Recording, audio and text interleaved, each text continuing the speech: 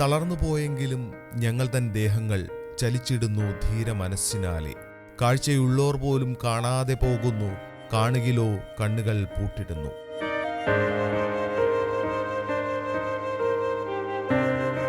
ഈ വരികളുടെ അർത്ഥം മനസ്സിലാക്കണമെങ്കിൽ ചില വ്യക്തികളെയും അവരുടെ ചുറ്റുപാടുകളെയും നാം മനസ്സിലാക്കേണ്ടതുണ്ട്. വീൽചെയറിലും കിടക്കകളിലുമായി വീടുകൾക്കുള്ളിൽ കഴിഞ്ഞുകൂടുന്ന ധാരാളം ആളുകൾ നമ്മുടെ ചുറ്റിലുമുണ്ട്. അവരുടെ ജീവിത ചിത്രങ്ങളിലേക്കും അവകാശങ്ങളിലേക്കും ഫോർ ദ പീപ്പിൾ നടത്തിയ ഒരു അന്വേഷണം. നട്ടെല്ലിന് ക്ഷതമേറ്റ് നിരാലംബരായവർ എത്ര പേരുണ്ട് കേരളത്തിൽ?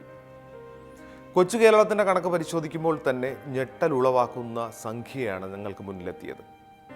ഒരുപക്ഷെ ഫോർ ദ പീപ്പിളിന്റെ പുതിയൊരു അന്വേഷണം ഒരു വഴിത്തിരിവിൽ എത്തി നിൽക്കുന്നു. ലക്ഷക്കണക്കിന് കുടുംബങ്ങളാണ് ഒരുപക്ഷെ ഇത്തരത്തിൽ അപകടാവസ്ഥ തരണം ചെയ്തുകൊണ്ട് ഇപ്പോൾ ദിവസങ്ങൾ തള്ളി നീക്കിക്കൊണ്ടിരിക്കുന്നത്. നടക്കാനാവുന്നില്ല. അതുകൊണ്ട് തന്നെ വീൽചെയറിൽ ഇവരൊരു വിലാപയാത്ര ആരംഭിച്ചിരിക്കുകയാണ്. അവകാശങ്ങളിലേക്ക് ഒരു വീൽചെയർ യാത്ര.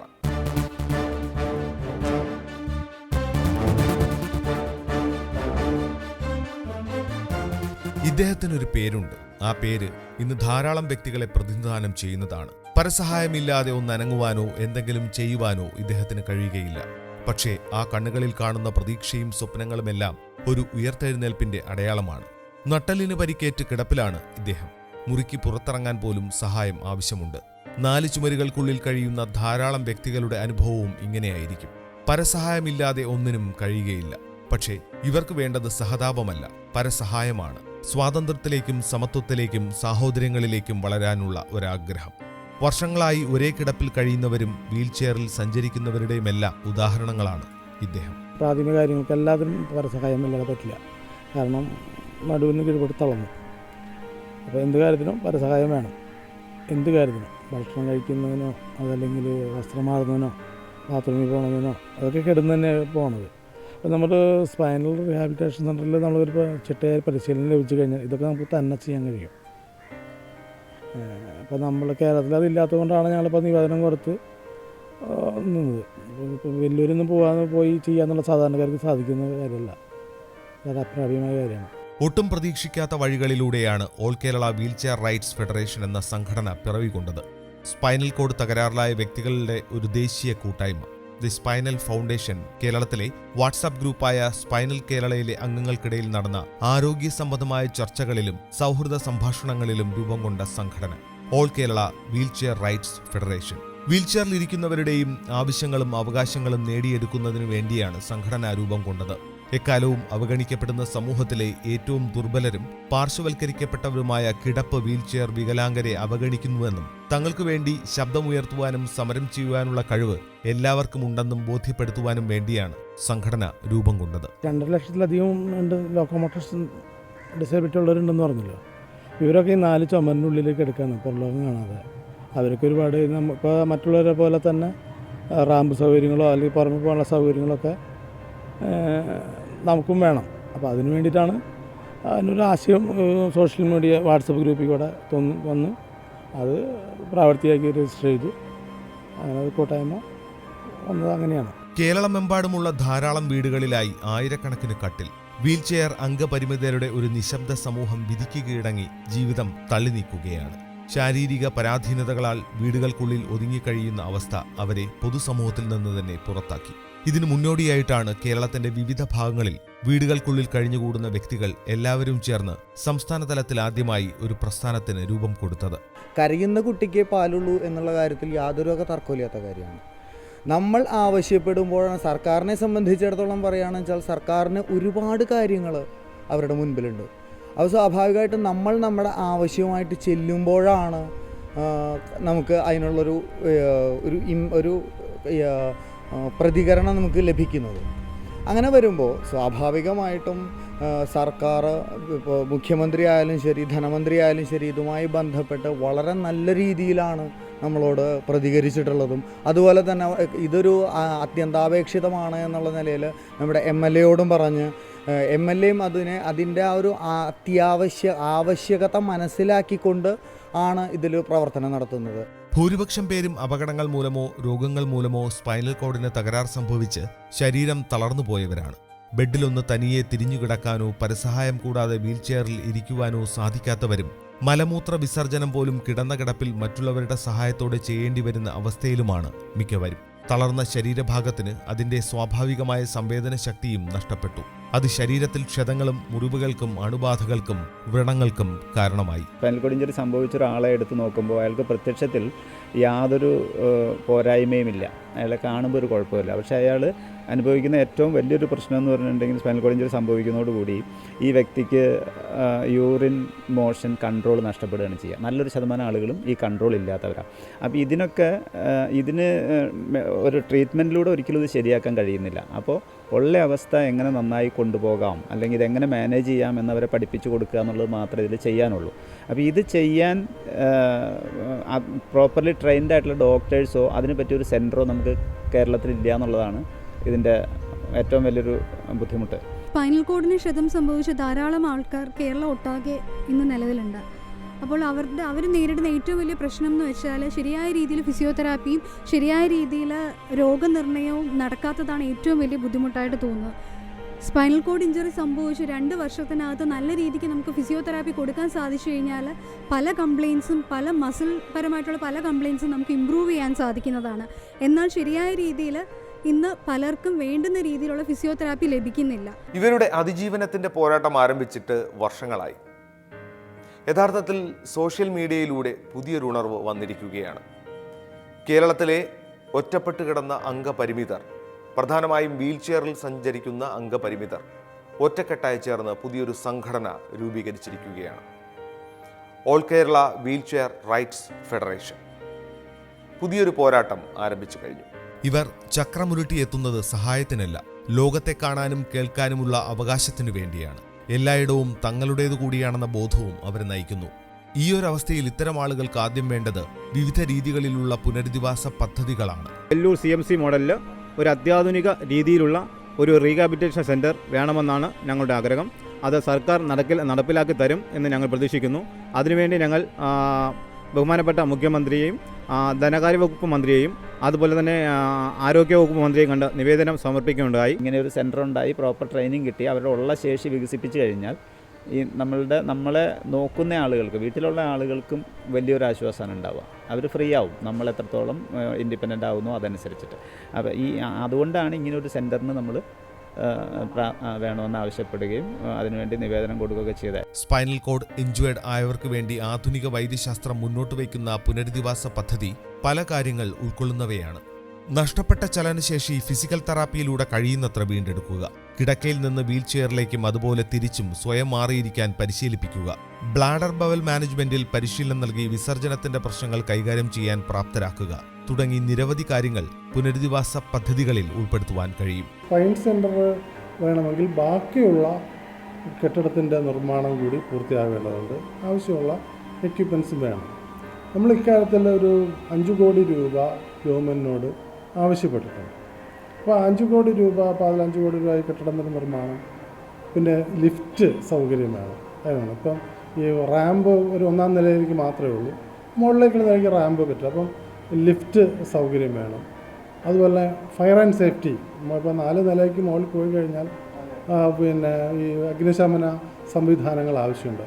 അപ്പോൾ ഇത്രയും കാര്യങ്ങൾ ചെയ്ത് കഴിഞ്ഞാൽ നമുക്ക് ഗവൺമെൻറ് അംഗീകരിക്കുകയാണെങ്കിൽ ഒരു ഫ്ലോറ് തീർച്ചയായിട്ടും ഇത്തരം കാര്യങ്ങൾക്ക് ഉപയോഗിക്കാം. ഒരു അഡ്വാൻറ്റേജ് ഉള്ളത്, ഇപ്പോൾ നമുക്ക് ഇവിടെ 7 ഫിസിയോതെറാപ്പിസ്റ്റുകളുണ്ട്, വെൽ ട്രെയിൻഡായ ക്വാളിഫൈഡായ ഫിസിയോതെറാപ്പിസ്റ്റുണ്ട്. അതുപോലെ 5 സ്പീച്ച് തെറാപ്പിസ്റ്റുകളുണ്ട്, 4 പിന്നെ സ്പെഷ്യൽ സ്കൂൾ ടീച്ചേഴ്സുണ്ട്, 2 സോഷ്യൽ വർക്കേഴ്സുണ്ട്, അതുപോലെ സൈക്കോളജിസ്റ്റ് ഉണ്ട്. ഇനിയിപ്പം അടിയന്തരമായി ഇപ്പം ഇങ്ങനെ ഒരു കെട്ടിട നിർമ്മാണം കഴിഞ്ഞാൽ അതിൻ്റെ എക്യുപ്മെൻസും ആവശ്യമുള്ള സജ്ജീകരണങ്ങളൊക്കെ കഴിഞ്ഞാൽ ഈ സ്പൈൻ സെൻറ്റർ എന്ന നിലയിൽ വരുമ്പം തീർച്ചയായിട്ടും ഒരു ന്യൂറോളജിസ്റ്റിൻ്റെ സേവനം നമുക്ക് ആവശ്യമാണ്. ഇന്ത്യയിൽ തന്നെ വെല്ലൂരും ഡൽഹിയിലും മാത്രമാണ് സ്പൈനൽ കോഡ് ഇഞ്ചുറിക്ക് സ്പെഷ്യലൈസ്ഡ് ആയിട്ടുള്ള ഡോക്ടേഴ്സും ഫിസിയോതെറാപ്പിസ്റ്റുകളും ഉള്ളത്. അപ്പോൾ ഇതേ ആവശ്യം നമുക്ക് കേരളത്തിലും ഉണ്ട്. കാര്യം വെച്ചാൽ കേരളത്തിൽ ഇപ്പം നിലവിലുള്ള സ്പൈനൽ കോഡ് ഇഞ്ചുറിക്കാർക്ക് തീർച്ചയായും ഒരു ഫിസിയോതെറാപ്പിയിൽ സ്പെഷ്യലൈസ് ചെയ്ത കുറച്ച് പേരുടെ ആവശ്യമുണ്ട്. അപ്പോൾ നമുക്ക് ഈ പറയുന്ന പോലെ ഇവിടെ വെല്ലൂരിലെ പോലെ തന്നെ ഇവിടെയും ഒരു റീഹാബിലിറ്റേഷൻ സെൻറ്റർ നമുക്ക് തുടങ്ങാൻ സാധിച്ചു കഴിഞ്ഞാൽ പലർക്കും അതുകൊണ്ട് വളരെയധികം പ്രയോജനപ്പെടും.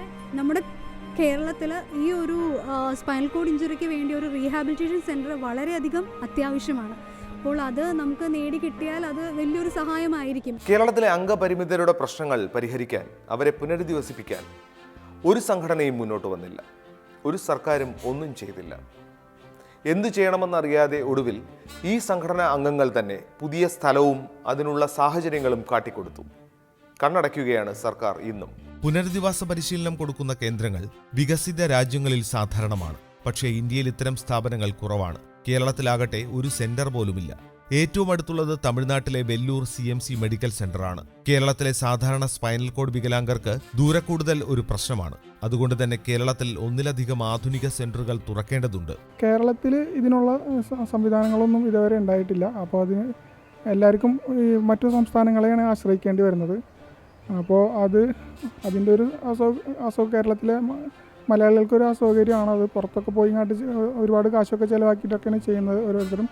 ഇത് ഇങ്ങനെ ഒരു ഇപ്പോൾ ഇവിടെ ഒരു 7 നില ബിൽഡിങ്ങാണ് ഇവിടെ കിടക്കുന്നത്, ഫ്രീ ആയിട്ട് കിടക്കുന്നത്. അത് സർക്കാർ തന്നെ ഒന്ന് സഹായിച്ച് ഇങ്ങോട്ടൊന്ന് ഒരു റീഹാബിലിറ്റേഷൻ സെൻ്ററായിട്ട് മാറ്റുകയാണെങ്കിൽ അത് ഒരുപാട് മലയാളികൾക്ക് ഗുണം ചെയ്യുന്ന ഒരു കാര്യമാണ്.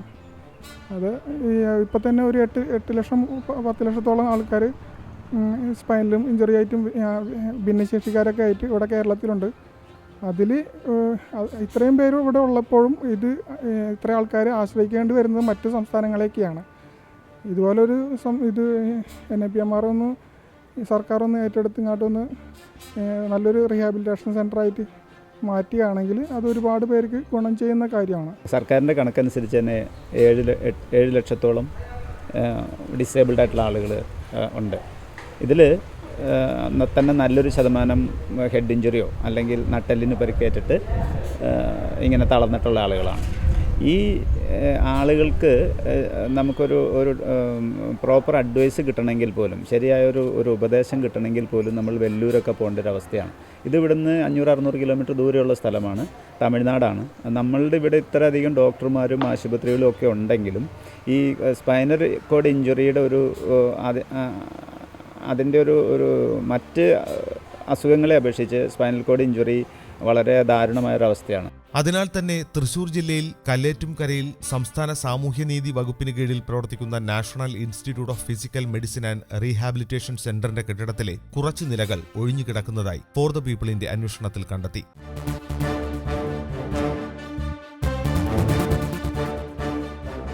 തൃശ്ശൂർ ജില്ലയിൽ കല്ലേറ്റുംകര എന്ന സ്ഥലത്ത് വലിയൊരു ഹോസ്പിറ്റൽ പണിതിട്ടുണ്ട്.